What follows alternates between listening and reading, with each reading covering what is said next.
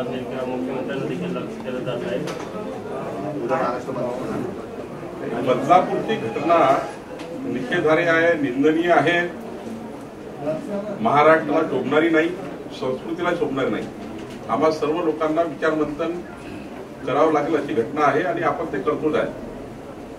सरकारने ज्या ज्या काही बाबी करायच्या होत्या त्या पूर्ण केल्या आहेत आणि सरकारच्या लक्षात आल्यानंतर सरकारची कृती काय यावर जर विचार केला तर आरती सिंग सारखे अधिकारी असतील, शाळेवर जी काही कारवाई करायची असेल किंवा अजून ज्या ज्या बाबी सरकार म्हणून त्या ठिकाणी सरकारी अधिवक्ता असेल, फास्ट ट्रॅक कोर्ट असेल, लवकरात लवकर आरोपीला फाशी झाली पाहिजे याबद्दलच्या भूमिका असतील, या सर्व एकनाथ शिंदेजींनी मांडल्या आहेत. पण यावर महाराष्ट्राचा महाविकास आघाडीचे नेते गलिच्छ राजकारण करतायत आणि राजकारणाकरता अनेक विषय महाराष्ट्रात आहे, निवडणुका समोर आहे, तिथे करा. पण अशा बाबीला तर आपण, अशा घटनाला तर एकत्रित फाईट केलं पाहिजे. अशा विकृत व्यवस्थेवर, अशा मानसिकतेच्या व्यक्तीवर असं प्रेशर आलं पाहिजे की आपल्याला जर अशा घटना घडल्या महाराष्ट्रात तर संपूर्ण समाज एक होईल आणि सर्व पक्ष एक होऊन त्या ठिकाणी आपल्याला त्या ठिकाणी उद्ध्वस्त करतील. असा आरोपीला त्या ठिकाणी मोठा संदेश दिला पाहिजे, याकरता केलं पाहिजे. पण मला जे दिसतात 2-3 दिवसामध्ये जी नाटक कंपनी सुरू आहे, जी नौटंकी सुरू आहे उद्धव ठाकरेची, जे काँग्रेस आणि राष्ट्रवादीच्या नेत्यांची नौटंकी चालू आहे, मला कुणाच्या घटनेशी कुणाला जुळायचं नाही आहे. बदलापूरच्या घटनेला दुसऱ्या घटनेचं नाव घेणं हे काही योग्य नाही आहे. बदलापूरची घटना आम्ही सिरियसली घेतली आहे, पक्ष म्हणून आम्ही सिरियस घेतली आहे. पण महत्वाचं काय आहे, आपला तो बाब्या आणि दुसऱ्याचं कार्ट, हे जे आहे ना उद्धव ठाकरेचं, हे मी कालही सांगितलं आहे. हिंगणघाट मध्ये तर उद्धव ठाकरे मुख्यमंत्री असताना भर रस्त्यावर जाळून टाकलं एका मुलीला. भोपरमध्ये तर आपल्या या ठिकाणी डोंबिवलीमध्ये एका मुलीवर 30 लोकांनी बलात्कार केला, 33 लोकांनी बलात्कार केला. उद्धव ठाकरे मुख्यमंत्री होते. मला त्या ठिकाणी नांदेड, पुणे, बीड, सिंदूर, साकीनाका, मला काय काय सांगता येईल उद्धव ठाकरेंचं. काँग्रेस राष्ट्रवादीच्या काळात तर बलात्काराची त्या ठिकाणी मालिका आमच्या जवळ आहे.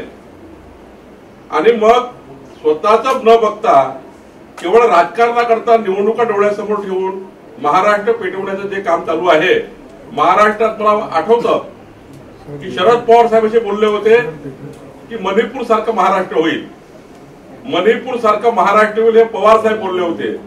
मला थोडा स्मेल येतो आहे या घटना धरून महाराष्ट्रात सुद्धा मणिपूर सारख्या घटना घडवण्याचा जे संदेश पवार साहेबांनी दिला होता, तो स्मेल मला आता या ठिकाणी यायला लागला आहे. पण महाराष्ट्राची जनता ही कधीच या गोष्टीला थारा देणार नाही. महाविकास आघाडीचे मनसुबे आहेत की या महाराष्ट्रामध्ये मणिपूर सारखं वातावरण तयार करायचं आणि राजकीय पुढी भाजायची, याकरता महाराष्ट्र कधीच साथ देणार नाही, तुमच्या मनसुबाला कधीच साथ देणार नाही. मी या गोष्टीचा मी कालही सांगितलं, महाराष्ट्र बंद कशा करता करा, एखाद्या दुसऱ्या विषयाकरता करायचा असेल तर पुष्कळ विषय महाराष्ट्रामध्ये आहे. पण अशा घटनेचा आधार घेऊन महाराष्ट्र बंद करणे हे काही या महाराष्ट्राला शोधण्यालायक नाही आहे असं मला वाटतं. शरद पवारांना सुरक्षा दिल्यानंतर त्यांनी असं म्हटलेलं आहे की आता निवडणूक आहे आणि माझ्या दौऱ्याची खात्रीलायक माहिती मिळावी यासाठी मला सुरक्षा दिली. जेव्हा झेड+ सुरक्षा मिळतं तेव्हा काहीतरी निवडणुकीच्या काळात कोणीतरी वेगवेगळ्या पद्धतीने नेत्यावर, जसं राज ठाकरे साहेबांवर त्या ठिकाणी बीडमध्ये झालं, असे आधार असतात. म्हणजे शरद पवार साहेबांच्या कुठल्याही एखादी अशी घटना कुणीही घडवू नये की ज्यातनं आपल्याला या महाराष्ट्राचं सामाजिक सौख्य बिघडेल किंवा पवार साहेबांसारख्या नेत्याबद्दल कोणी त्या ठिकाणी त्यांचा सुरक्षितता राहिली पाहिजे म्हणून निर्णय घेण्यात येतो.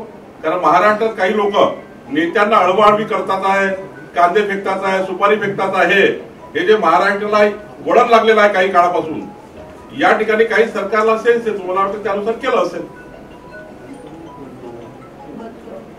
चार भिंतीच्या आतच का असेना परंतु मुख्यमंत्री पदाचा चेहरा ठरवा असं उद्धव ठाकरे म्हणाले. मात्र महाविकास आघाडीचे इतर नेते त्यांना साथ देताना दिसले. उद्धव ठाकरे आता मुख्यमंत्री पदाकरता गिळगिळायला लागले. एक तर आमच्याशी खोटं बोलले, आमच्या बंद खोलीत अमित भाईंनी शब्द दिला होता ते खोटं बोलले. आता पवार साहेबांसोबत हेच चालू आहे. पवार साहेब माहित नाही किती कंटाळले, मला वाटतं कंटाळले असतील पवार साहेब, मला माहिती नाही काय झालंय. पण पवार साहेबांच्या खोलीत सुद्धा हेच सांगतील पुढं की पवार साहेबांनी मला शब्द दिला होता मुख्यमंत्री करण्याचा, पण पवार साहेबांनी मला मुख्यमंत्री केलं नाही. हे दिवस येणार आहे महाराष्ट्रामध्ये. उद्धव ठाकरे बोलणार आहे. काँग्रेसनी तर फेटाळून लावलं दिल्लीहून त्यांना. ते दिल्लीला गेले होते मुख्यमंत्री पद मागण्याकरता, आणि आता तर ते एका मेळाव्यामध्ये संजय राऊत डायरेक्ट बोलले की आमचा महाराष्ट्राचा एकच चेहरा उद्धव ठाकरे. पण बाजूचा त्यांना बसलेला कोणी त्याला प्रतिसाद देत नाहीये. मी दाव्याने सांगतो, उद्धव ठाकरे हे अत्यंत चुकीच्या विकृत मानसिकतेने काँग्रेस राष्ट्रवादीच्या जाळ्यात फसलेले आहे. काँग्रेस राष्ट्रवादीचं जाळं त्यांना कधीच मुख्यमंत्री होऊ देणार नाही. ते एकदा या महाराष्ट्राला बघायला मिळेल की काँग्रेस राष्ट्रवादीने कधी त्या ठिकाणी उद्धव ठाकरेला स्वीकारतील. तो त्यावेळी त्यांनी केलेला गेम होता. पण मला वाटत नाही पुढच्या काळामध्ये उद्धव ठाकरेला राष्ट्रवादी काँग्रेस आणि कारण शरद पवार साहेबांना सुप्रिया त्याला मुख्यमंत्री करायचं आहे, काँग्रेसला नाना पटोले, वडेट्टीवार, बाळासाहेब थोरातला मुख्यमंत्री करायचं आहे, उद्धव ठाकरेला मुख्यमंत्री व्हायचं आहे. आणि असे तर 14-15 बॅनर लागले आहेत. त्यामुळे कुठल्या गुणवत्तेच्या आधारावर उद्धव ठाकरे मुख्यमंत्री होतील. शरद पवार साहेबांना माहिती आहे भारतीय जनता पार्टी सारख्या पार्टीचा साथ मुख्यमंत्री पदाकरता उद्धव ठाकरे सोडू शकतात, तर त्यांचाही साथ उद्धव ठाकरे केव्हाही सोडू शकतात, त्यांना केव्हाही खंजीर खोपू शकतात, हे पवार साहेबांना माहिती आहे. त्यामुळे पवार साहेब उद्धव ठाकरेंना मुख्यमंत्र्यांची करण्याची कधी चूक करणार नाही. आता याला धरूनच की काँग्रेसने पण आता एक भूमिका घेतली की महाविकास आघाडीचा मुख्यमंत्री पदाचा चेहरा नको अशी माहिती पुढे येत आहे. आता महाविकास मी तुम्हाला दाव्याने सांगतो, काँग्रेसमधले 3 नेते डोक्याला बासिंग बांधून मुख्यमंत्री म्हणून फिरतात. नाना पटोले साहेब फिरताय, वडेट्टीवार फिरताय, बाळासाहेब थोरात फिरताय, अजून फिरतात. इकडं सुप्रियाताईला मुख्यमंत्री करण्याचा मनसुबा शरद पवार साहेबांनी घेतला आहे आणि उद्धव ठाकरे आता याचना करतायत मुख्यमंत्री पदाकरता. मला वाटतं प्रचंड असंतोष महाविकास आघाडीमध्ये आहे. आणि मी दिवस येईल जसं अमित भाईच्या नावाने उद्धव ठाकरेंनी खोटारडेपणा केला, तसा शरद पवार साहेबांच्या नावाने उद्धव ठाकरे खोटारडेपणा करतील.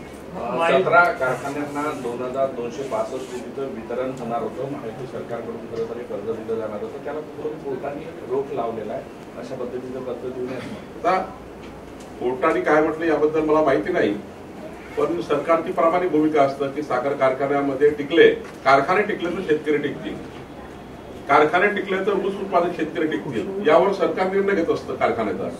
कारखान्याच्या उडमोठं असेट डुबण्यापेक्षा आणि ते शेतकऱ्याच्या कामात येणार नाही हे असेट, त्यापेक्षा कारखान्यांना थोडी कर्जाची हमी देऊन, थोडं कर्ज त्याला शासनाची हमी देऊन कारखाने जिवंत करण्याकरता सरकार पुढाकार घेतं. तो पुढाकार चांगलाही असतो कारण तो शेतकऱ्याचा हिताचा आहे. कोर्टाने काय म्हटलं समजून घ्यावं लागेल. काल मुख्यमंत्री आणि दोन्ही उपमुख्यमंत्र्यांची बंददार आड चर्चा झाली. जागा वाटपाची काही प्रायमरी चर्चा सुरू झाली केली पाहिजे चर्चा.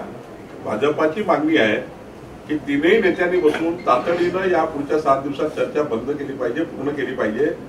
पुढच्या 7 दिवसामध्ये तिघांनी एकत्र येऊन चर्चा पूर्ण करावी अशी मागणी भारतीय जनता पार्टीची आहे. कारण आता खूप काळ नाही आहे निवडणुकीला. शेवटी 3 मिळून आम्ही महायुतीत लढतो आहे. आमचे इतर पक्ष 11 पक्ष त्यांचा विचार केला पाहिजे. पण मला वाटतं तातडीने हे काम पूर्ण करावं. सिटिंग गेटिंग तत्वाच्या आधारावर ज्या ज्या मतदारसंघात त्या पक्षाचा आमदार आहेत त्यांना तरी सूचना देण्यात आल्या का कामाला? नाही, काही अजून सूचना नाही. सिटिंग गेटिंगचा विचार आहे, पण काही ठिकाणी असंच नाहीये की पूर्ण सिटिंग गेटिंग होईल. काही मतदारसंघामध्ये काही अँटिंग समस्या आहेत, काही त्यांचे उमेदवार निवडून येऊ शकतात. ज्या ठिकाणी आम्ही नाही आहोत ते आहेत तर आम्ही निवडून येऊ शकतो. अशा ठिकाणी काही ठिकाणी हाही फेरबदल होऊ शकेल. केंद्रीय नेतृत्वाने प्रदेश नेतृत्वाला सूचना केली की मी तुमच्या स्तरावर प्रायमरी एक जागा वाटत. असंच असतं. मला प्राथमिक लेवलला स्टेटचे नेतेच बसतात, केंद्रीय नेतृत्व मग त्याचा विचार करतं. स्थानिक लेवललाच पहिला युतीमध्ये निर्णय करायचे असतात. मुख्यमंत्री पदाच्या चेहऱ्याबाबत राज ठाकरेंची बॅनर लागते भावी मुख्यमंत्री म्हणून. राज ठाकरे राज्याचे नेते आहेत, त्यांचा बॅनर काय लागू नये?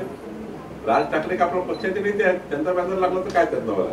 काल राज ठाकरे बोलताना अनौपचारिक चर्चेत बोलले की महायुतीला यश मिळेल की नाही यावर शंका आहे. सर्वांना शंका आहे, पण आम्हाला कॉन्फिडन्स आहे की केंद्रातलं सरकार, राज्यातलं सरकार, डबल इंजिन सरकार पुढचे 5 वर्ष मोदीजी प्रधानमंत्री आहेत आणि प्रधानमंत्री मोदीच्या केंद्र सरकारच्या संपूर्ण योजना महाराष्ट्राच्या समाजाला लागू करण्याकरता, आर्थिक दुर्बल लोकांना लागू करण्याकरता डबल इंजिन सरकारची गरज आहे.